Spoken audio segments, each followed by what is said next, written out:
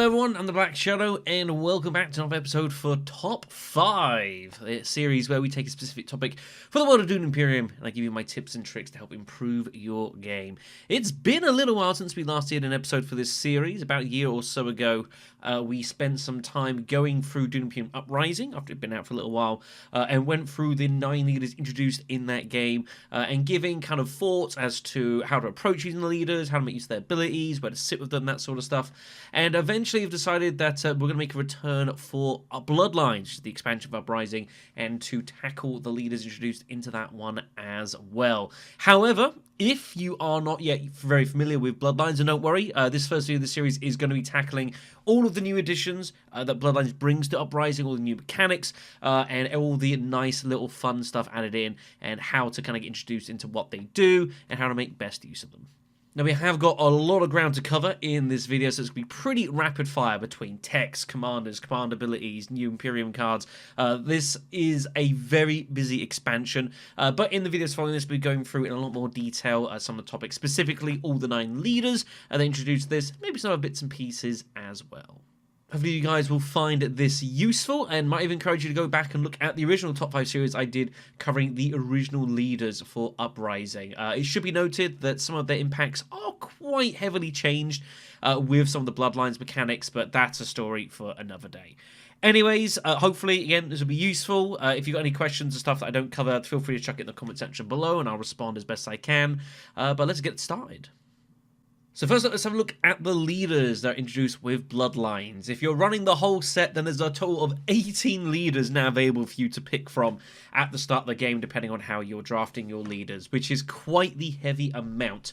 But we're not going to worry about the ones introduced in the base game for this one. We're only going to be worrying about the 9 for Bloodlines right here. So the first thing I noticed when I first looked at these leaders is that I feel like there's a lot more about the resources in the game involved with the leaders here. Pretty much everyone here either gives resources or needs them to do something on their board. Ko, for example, is very heavy down the tech line, so you obviously need to get hold of spice in order to create hold of those. Liet Kynes doesn't have access to sandworms, but she's able to get hold of additional resources when you would summon them. Even Pyre de Vries, although he doesn't have Spice or Slurry involved in his actual abilities here, his troops effectively are a resource, as he has various ways of expending them to do special effects in and around the battlefield here. So it means that there is, again, plenty of diversity, but I still think that overall, combat style leaders do still roll in Uprising. They always have done, just because sandworms do exist. And even for Liet Kynes, although she doesn't have access to sandworms, it's still very important for her to go fighting because, again, sandworms allow you to double whatever combat reward you get hold of in a battle, and if you're winning fights with sandworms, you're generating so many resources that you can just snowball exceptionally quickly. And while Uprising, I think, does give some different routes to kind of play around and encourage with, end of the day, you've still got to win some fights somewhere, so you can't just completely ignore that. So it does mean that I think, on the whole, leaders that give that battle strength are generally still pretty strong. Duncan, for example, can use his own agent as units in combat, which is really good for fights. Esmar Tuek is very good at claiming spice, which allows him to buy techs, which are generally very battle-focused. Talk about that in a moment. Hasmir Fenring is someone who's actually done pretty decently as well, which doesn't look a whole lot on the face of it. But because you're encouraged to trash cards out of your deck, it means that he tends to have a very finely tuned deck. And a lot of the cards also that are introduced with Uprising and Bloodlines especially are quite heavily battle-focused as well. So you tend to have a heavy leanance on that, so he ends up doing a lot of fighting towards the end of the game, which is kind of when you want to do it anyways. So when you're picking whatever leader it is, and again, we'll talk about more of these in future videos, do bear in mind that you can't really pick anyone and just say, I'm just going to do my own thing for the game. You're going to have to get stuck into some fights somewhere. Next up, let's have a look at the techs, which are brought in for Bloodlines. A total of 18 of them make their way in with a mechanic that was originally introduced back in Rise of Ix as an expansion for original Dune Imperium. It made a surprise return, honestly, for Bloodlines, but one that's not necessarily unwelcome, and I think has definitely been quite enjoyable to have back. Techs are quite a little bit differently to Rise of Ix. Back in Rise of Ix, you had to go to a specific spot on the table. In Bloodlines, Bloodlines, however, all you need to do is visit any one of the land drag council spaces, the green ones, and you can go ahead and buy tech when you are there. I've kind of grouped them here in a bit kind of loosely, just to kind of give a bit more of an idea of what they tend to do. And you'll notice that the biggest grouping here, this one here, is battle focused. And truth be told, there's a couple down here which could even probably end up in this group as well. Techs are largely battle orientated in some way or another, and it's certainly something that you should bear in mind when you're getting involved. There's a couple of loose trends here and there, but generally speaking, techs a lot of the time get used to improve your battle capacity, so you can go and fight and get hold of better rewards, and then use that to get hold of more techs and kind of snowball that way. Beyond that, we've got this middle group here, which tends to be kind of more faction-based and battling for alliances. We've got this section down here, which is generally more regarding debt building, construction, stuff like that, spiceless flow buying. And then we've got a couple of contracts down here as well that give straight victory points if you feel the relevant conditions, which is all pretty good. But definitely the most notable, again, this biggest group here is definitely combat. And even again, a couple of these could probably be included, like high command and spy drones could well be chucked into this top group as well. It's just the tendency of it. Obviously, not all these techs are created equally, and some of them are definitely very, very strong. I'll put in a few of them here. Rapid dropships has proved to be incredibly popular. For Force Spice. A couple of troops on acquisition is nice, but the main thing is being able to turn any agent turn that you have into a spot that you can deploy from, which is incredibly, incredibly powerful. It means that you can go to the troop gathering space on the Lands Rank Council. You can go to Sardukar.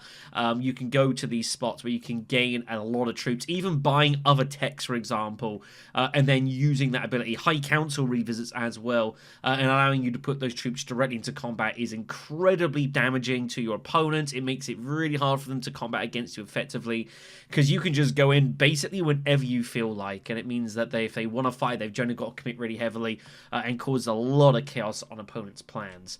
Plasteel Blades has also been really popular as well. This lets you, when you recruit a commander, talk more about that in a moment, you would get hold of a skill that's associated with having commanders. Not only does this let you get hold of a second skill at the same time, but even just trading free spice for Solari, you can do this really early in the game, is great for obviously rushing, getting a lot of skills with commanders, or even just doing it just to get hold of money towards sword masters, high councils, other requisites as well. So very versatile tech. And then we have to talk about Panopticon. Panopticon, for those of you that have played Rise of X, is effectively the new spy satellite. Rather than spy satellites, which gave you friendships for factions, whether you had enough persuasion with them or not, this gives you one influence to each faction. You have one influence to life. So you still hit a faction once, but basically does the same thing.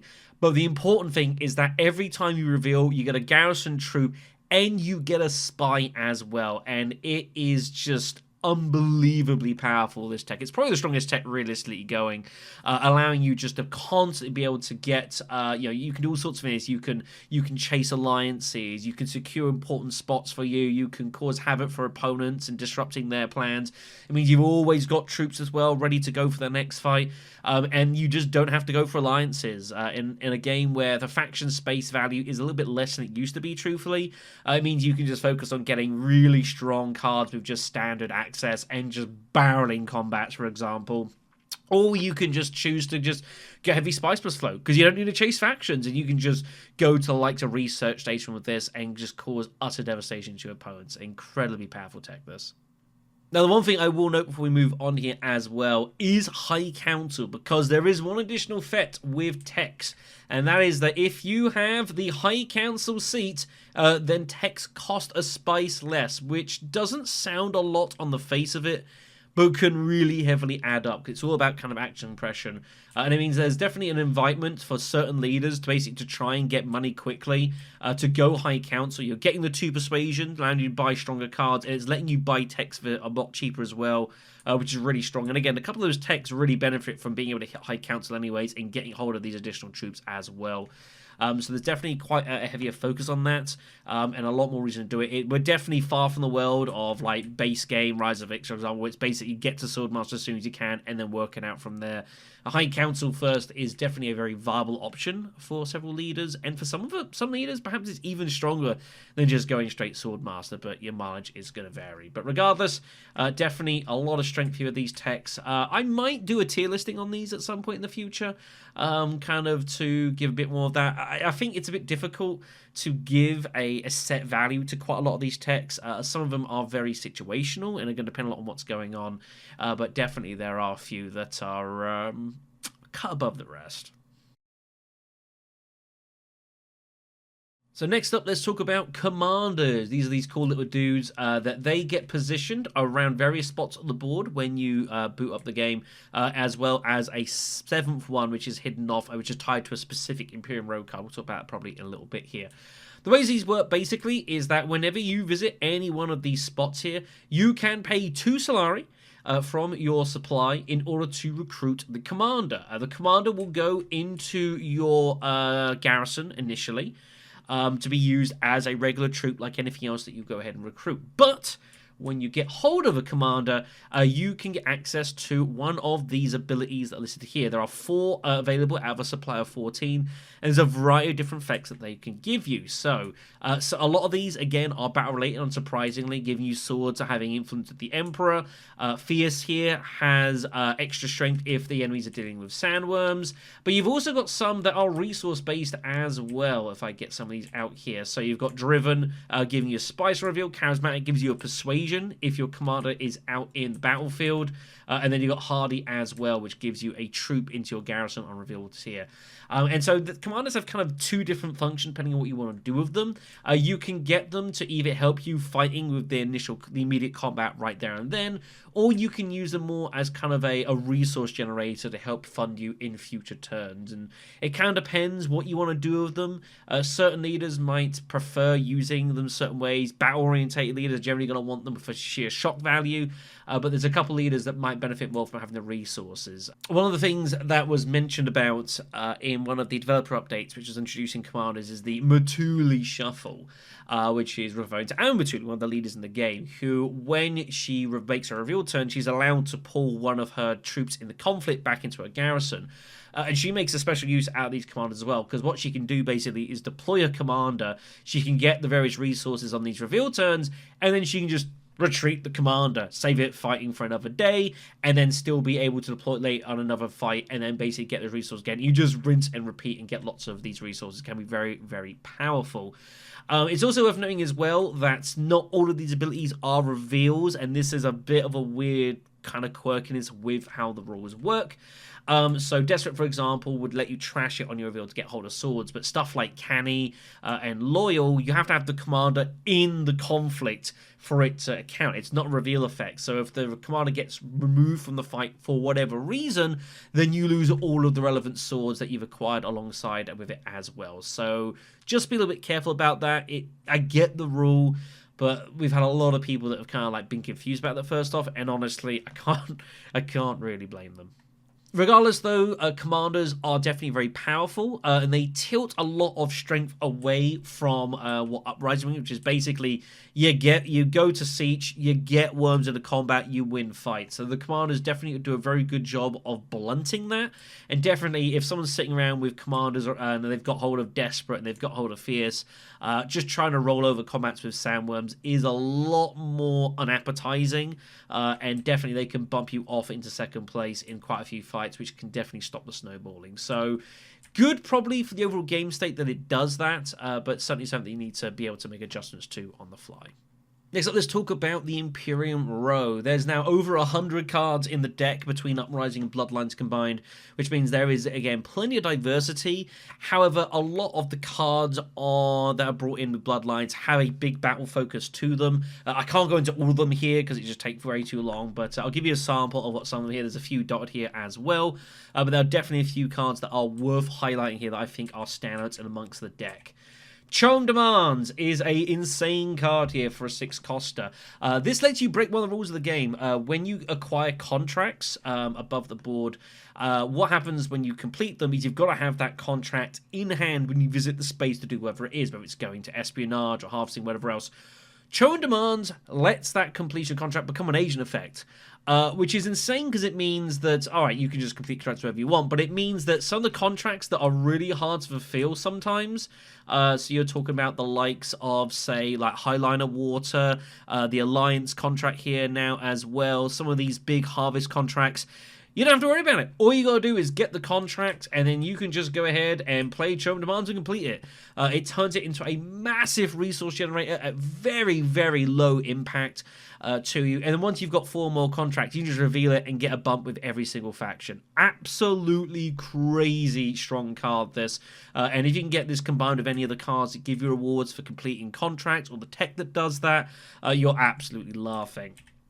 Holy War as well as another incredibly powerful card here, potentially. Funky access, all the factions but Fremen, but its agent effect is insane. Whenever you play this, every opponent loses a troop. Doesn't matter what you're doing with this, doesn't matter what's going on, they're forced to lose a troop, and I believe that does include commanders if they've got nothing else in their garrison. And also, when you send this to any spot on the board, if that opponent is, say, got a spy connected to it, they have to move it, which means that people cannot just sit on like espionage, for example, and just protect that with the espionage spy to guarantee that.